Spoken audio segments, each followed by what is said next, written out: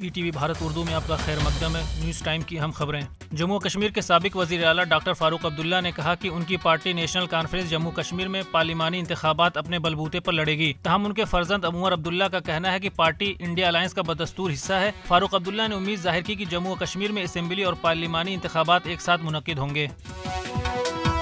Supreme court ने जुमरात को इंतखाबी bond scheme को मनसूख कर दिया है, जो सियासी जमातों की बेनामी फंडिंग की इजाजत देती थी। चीफ जस्टिस DY चंद्रचूड़ की सरबराही वाली 5 जजों की आईनी बेंच ने गुज़िश्ता साल 2 नवंबर को इस केस में अपना फैसला महफूज रखा था।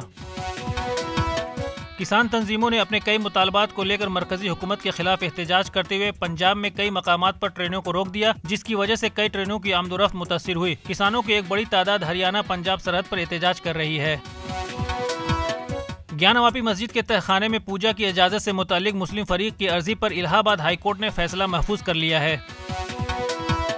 हल्द्वानी में तशद्दुद के बाद हालात आहिस्ता आहिस्ता मामूल पर आ रहे हैं, जिसके बाद नैनीताल की DM वंदना सिंह ने कर्फ्यू में नरमी करने का हुक्म दिया है। DM के हुक्म के बाद भबूलपुरा के मुख्तलिफ इलाकों में कर्फ्यू में 2 घंटे से 7 घंटे तक नरमी दी जा रही है।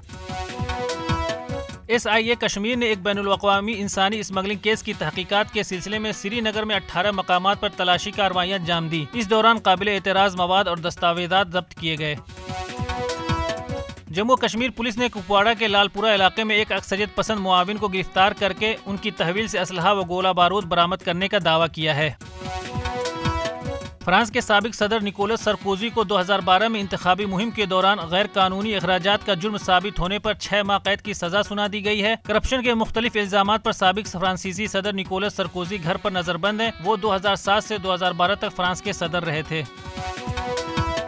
लेबनान में 2 इस्राएली फ़िज़ाई हमले में 10 शहरी जाँ बहक हो गए। गुज़िश्ता 4 माह से जारी गजा जंग के दौरान सरहद पार से होने वाले हमलों में यह सबसे ज्यादा हलाकत खेज हमला था।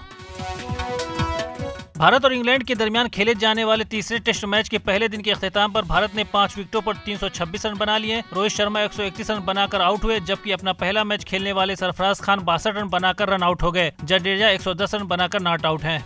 खबरों की ताज़ा अपडेट्स के लिए लॉगिन करें www.etvbharat.com।